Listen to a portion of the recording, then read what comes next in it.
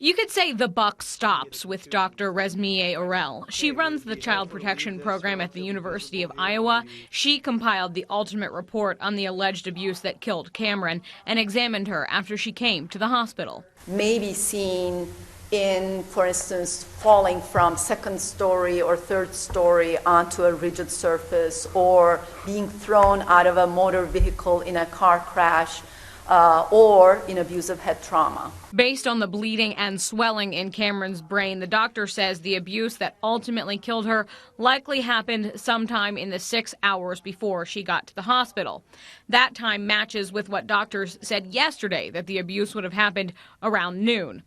That would have been before Schlitter left home to attend a financial class at his church, the alibi Schlitter has been using to say he was not responsible. While the timing doesn't necessarily prove guilt, Oral says Kamryn was abused at least 2 other times in the weeks before she died. An already injured brain and the surrounding structures could have been more easily injured with a second trauma episode.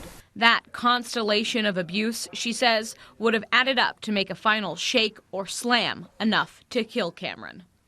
Covering the corridor in Cedar Rapids, Brittany Borghi, CBS 2 News.